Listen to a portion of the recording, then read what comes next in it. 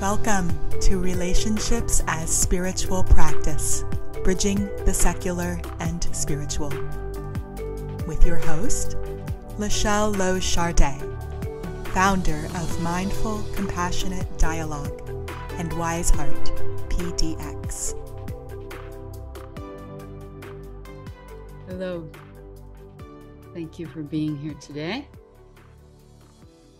Thank you for joining me today as we talk about the subtleties of gratitude practice. I'm very passionate about this particular practice because I love its simplicity and accessibility. And so today I want to first mention what it's not, and then talk about 8 ways to understand gratitude, and then name 3 specific practices. Okay, let's jump in. So first, what I'm not pointing to is some conditioning around social etiquette and that pressure we have to say thank you in an uncomfortable way, just as a part of what you're supposed to do.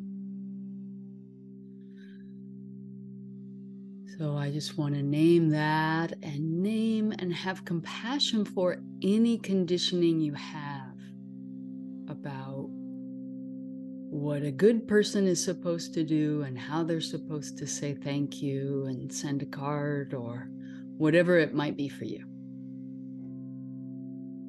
And I also don't want to present gratitude as some sort of spiritual bypassing or a strategy for denying the suffering in the world or avoiding your own pain and suffering. It's a practice all by itself, not meant to avoid or escape. In fact, we could say that it allows us to be present for suffering and pain with much more skill, wisdom, and compassion. Okay, I want to jump into these 8 ways of understanding gratitude. The first is gratitude as a humble acknowledging of interdependence and infinite causality, a sinking into the mystery. When you sink into a moment of having gratitude for a scene in nature that has so much complexity, the way the plants are growing, the way they relate to each other, the way the insects are involved, the way the fungi under the soil are supporting the trees, and those bugs are supporting underneath that. It just goes on and on and on. There's layers and layers of complexity in just a simple moment of being in nature. So recognizing that and really seeing what you see, relating to what you see, and seeing what you don't see, imagining the layers of activity in just a simple moment of looking at a tree and the surrounding flowers, grasses, bushes. Just taking that moment to acknowledge there's so many things going on there that you don't understand, that you don't actively participate in, and yet you get to stand there and take in that beauty. You get to receive the beauty, the preciousness of life in that moment. Pretty incredible, pretty intense, really. And in that moment, you're taking a break from conditioning that says, ooh, I do things. I make things happen, right? A very capitalist idea, right? Or these individuals making things happen. Such a harmful delusion in so many ways. You're taking a break from that separated sense of self that says, I produce, I achieve, I earn, I deserve. Oof. When you take a break from that kind of conditioning and allow yourself to marvel at the simplicity of what's just given to you every day, that's a beautiful moment of expansion. For me, it's a spiritual practice. It's a moment, hopefully, of deep receiving, of nourishing yourself. So that's the first aspect of gratitude I wanted to name. This humbling, entering into and receiving from the interdependence of our world and from the infinite mystery that it is. Taking a moment of awe and wonder there. The second aspect I want to name is gratitude as a way of honoring the gift of this life. When you enter into gratitude in any way, you're loving and celebrating all of creation, all of the universe, all that you experience and perceive, that limitless wonderment. You're opening to that. It's like you're entering the party of creation, the shared creativity, growth, spontaneity, play. And when you do that, that's saying, I honor what's been given to me. I honor all beings that have helped to give it, visible and invisible. And you're interrupting that mind that says, I already know, I already understand how things work. I control, right? You're taking a break from that mind and entering into that mysterious and dynamic flow of life with a sense of honoring. And that maybe brings you in integrity, right? Brings you into that integrity with your values around care and sacredness. The third aspect of gratitude I want to name is understanding it as a relaxed and simple contentment.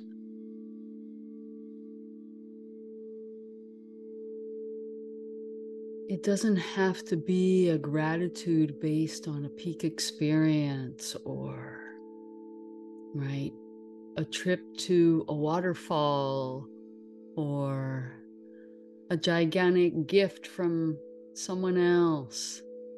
It can just be entering into a relaxed and simple contentment, just as you notice the gifts around you. The chair you're sitting on, the car you're driving, the nature around you as you walk, the headphones that allow you to walk and listen at the same time. A relaxed and simple contentment.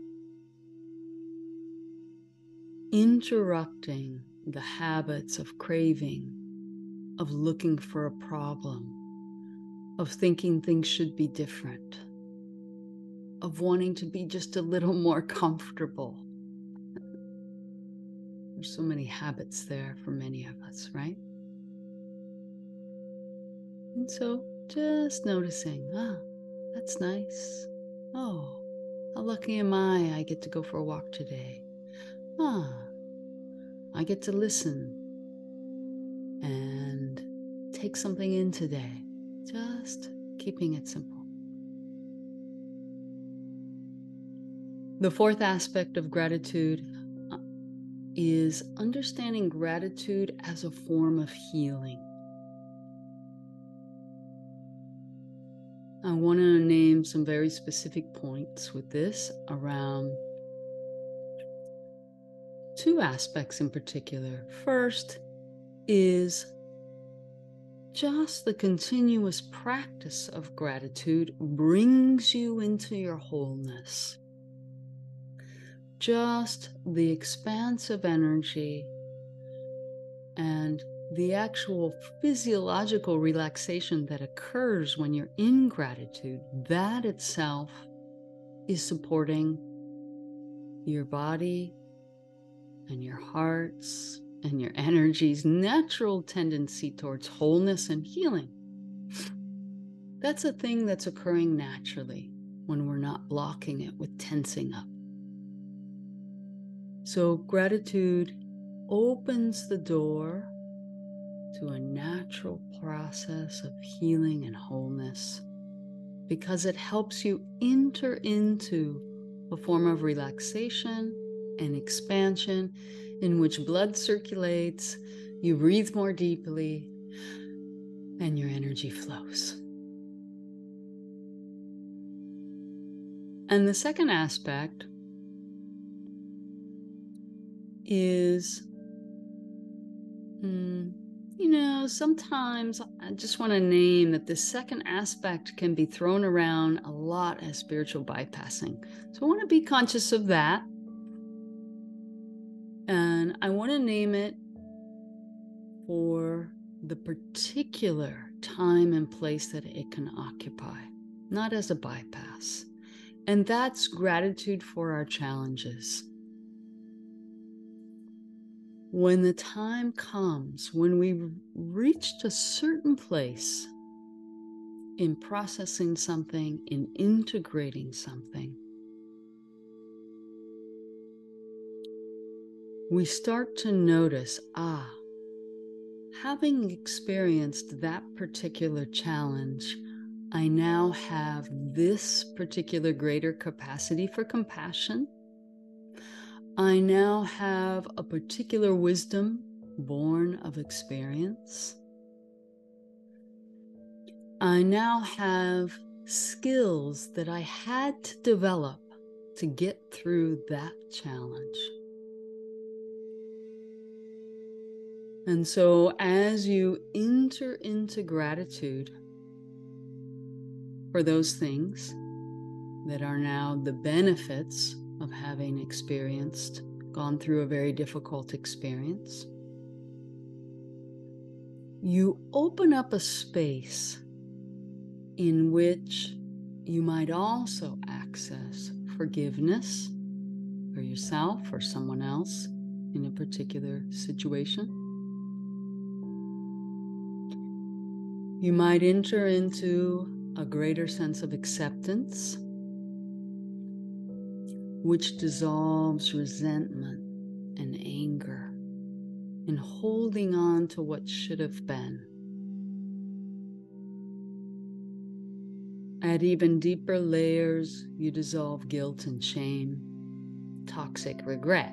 We could say those are toxic forms of regret. Regret itself, I think, can just be kind of a wake-up call, like, oof, I just was out of integrity, right?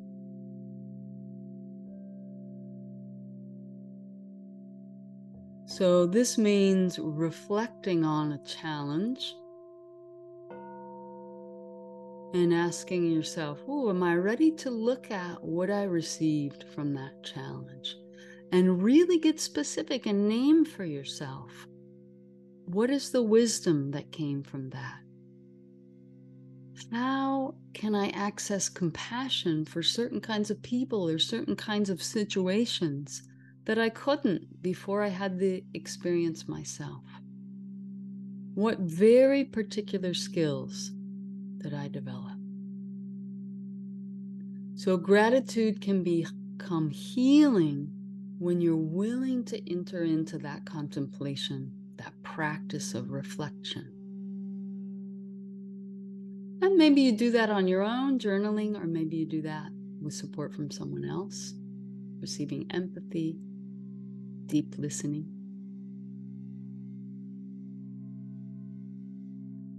So that's gratitude as healing. The fifth I want to bring forward is gratitude as returning to your natural expansive state. Even though in this world, it seems like anxiety is our natural state, because we live in systems of racism, exclusion, oppression, dramatic, inequitable distribution of resources, and incredible conditioning around fear, right? Much of media is just stimulating fear, stimulating fear, stimulating fear. Disaster, crisis.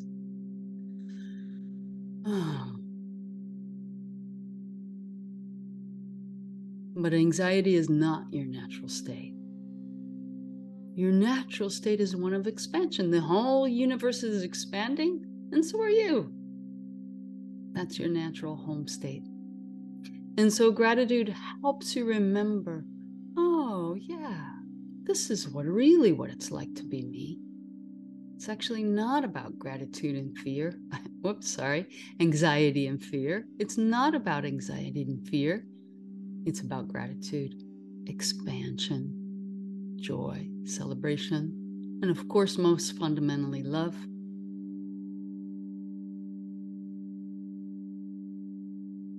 So with gratitude, we're coming home to ourselves. Number 6, gratitude as presencing. That's a word that I've made up. I really like it, presencing. Coming into presence and coming into your body in immediacy, a concreteness, not a thought of thank you or a list of things I'm thankful for. That's part of it. That's important. That matters. That's helpful. And there's more. Really noticing the experience of gratitude in your body. Letting your attention rest there in your body as you enter gratitude practice in the here and now.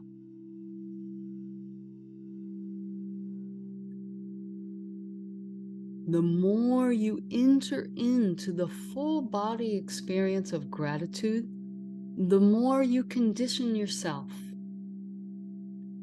to access that doorway. We have that power of conditioning that we talked about in other podcasts. I think those podcasts, specifically training your attention podcasts, how to direct your attention. So the more you enter into gratitude as a fully here and now embodied state, the more you train your attention to go there. The more you come home to yourself, the more you know what's true for you, authentic for you. When you continue to knock on the door of your consciousness in a particular way, asking your consciousness to enter into gratitude, your consciousness opens that door more and more for you, without you even trying eventually. That's what we call a habit, right? Okay, when we get to the practices, we'll talk a little bit more about that specific embodiment of gratitude. Number 7, gratitude as a way of training your attention.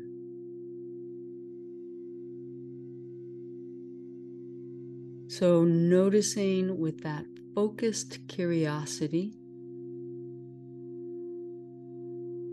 you train your attention. And I would love for you to have all kinds of reminders for training your attention. set your intention with a practice, a spiritual friend, practice friend you're practicing with. Hang post-it notes. Take lots of breaks in your day.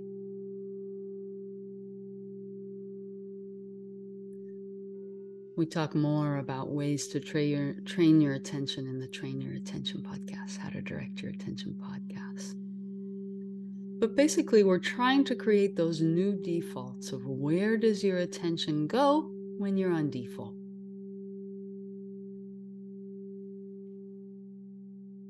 Realizing that at any moment, you can choose to look up, both figuratively and literally, to notice beauty, to notice aliveness, to notice supportive others, to notice the miracle of your pet,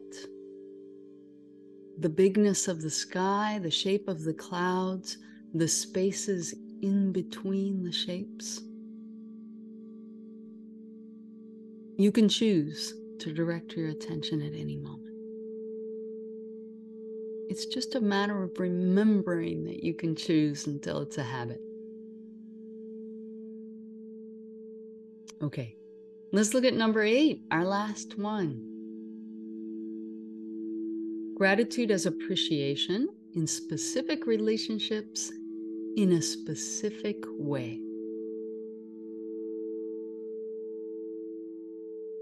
In Mindful Compassionate Dialogue, the framework we work with here at Wise Heart, we say that we can express appreciation relative to what exactly happened that met a need for us. What exactly happened that met a need for you? So really pulling that out. And of course, when I say the word need, I'm talking about the universal needs list. You can find a copy on our website. Needs like trust, connection, empathy, love, support, choice, freedom, dignity, respect, honor, collaboration, inclusion, belonging, authenticity, intimacy, to name a few. So appreciation then is really having that vocabulary of universal needs, which I really, really encourage you to memorize, right? Memorize the universal needs list. You can memorize 5 a day. You could look up various mnemonic techniques to do that, right? Without that vocabulary, it's more difficult to arrive at deeper layers of connection with yourself and others. So I really encourage you to memorize that list. So then when we say thank you to someone and you have this vocabulary, there's an incredible power there. Because when you say thank you, when you offered me that, I really enjoyed a sense of companionship and being understood. Thank you.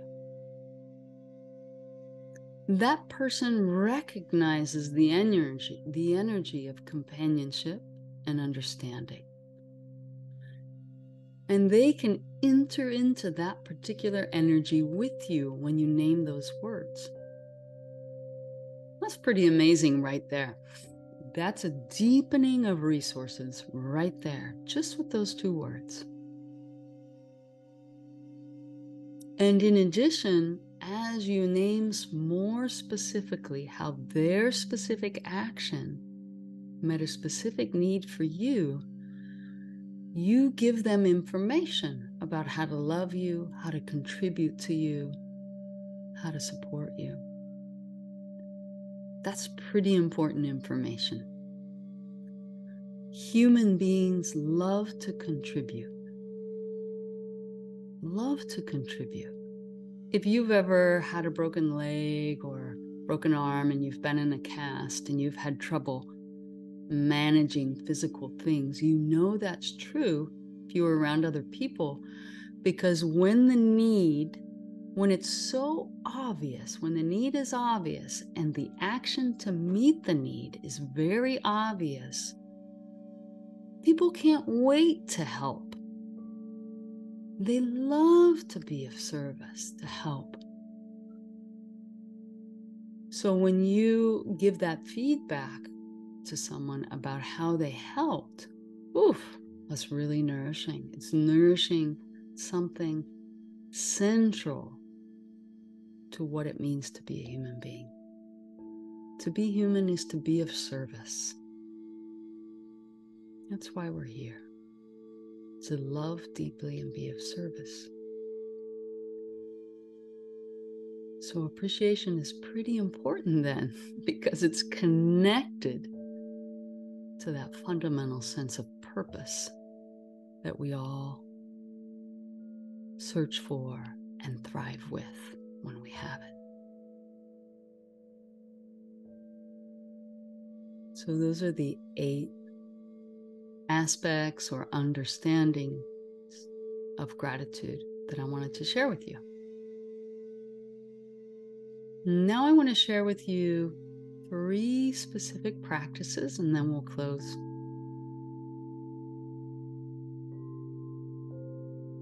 You can think about gratitude as an experiential practice, and we can name very specific experiential doorways. And so, one simple way to divide experience is to divide experience into body, heart, mind, and energy. You could divide experience lots and lots of ways. That's just an obvious one. So I'm going to give you this practice for yourself. You can sit down, and for body, I'm going to give you categories for each one and a little bit of an example quickly.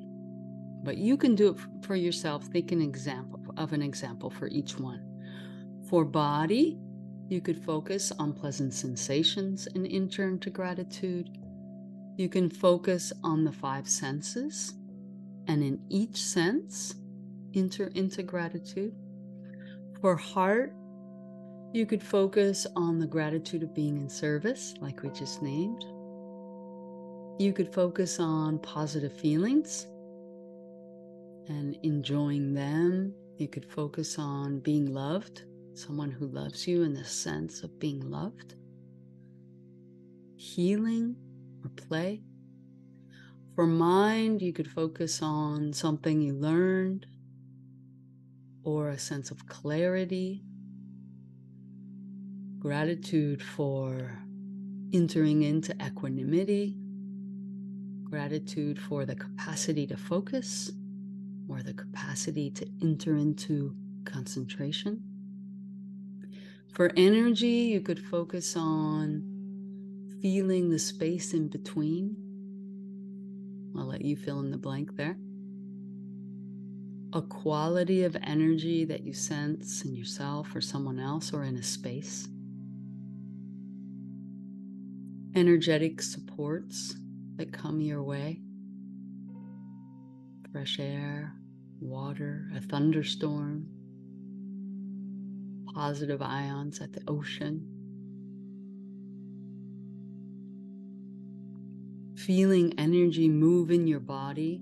You can feel energy most easily if you rub your palms together for a while and then just put your attention on the center of your palms.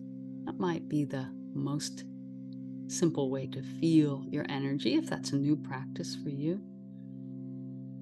And gratitude for aliveness as a form of energy. Okay, that's practice 1, experiential doorways to gratitude. Practice 2, I invite you to consider if you have a spiritual friend or even with your pet, to just sit down and just set a timer for 5 minutes. And for 5 minutes, just express aloud in any way that's authentic for you, gratitude. And don't stop until the timer goes off. It'll be especially helpful in this practice if you don't let the mind that says, yeah, but, interfere. Well, I'm really grateful for this, but I could have done more, or they could have also, right? That mind will probably pop up. Just don't let it interfere. Just don't let that come in there. You can just say hi to it and keep going on your practice. And the last one is offering specific appreciations. So we talked a little bit about that already. So I would encourage you to, if you want to enter into that practice and really train yourself that way, train your heart, body, and mind, to pick a particular environment or a particular relationship, or maybe even an upcoming event, and reflect on whatever you've chosen, and go ahead and look at the needs list and name the needs that have been met for you in this environment or relationship in the past. Or review the behaviors of someone you've chosen and make a guess at their intention, the needs they're trying to meet, and see if it matches the needs that are met for you. Set for yourself a very specific appreciation practice. Maybe just for the coming week with a particular person or in a particular place or environment. Choosing something like that helps you remember. It gives you a cue. Thank you so much for being with me. I hope that in being with me, you've been able to really enter into the power of gratitude as a spiritual practice, as a practice that brings you home to yourself, as a practice that helps you enter into your natural state of expansion. Thank you so much. Radiating love from my heart to yours.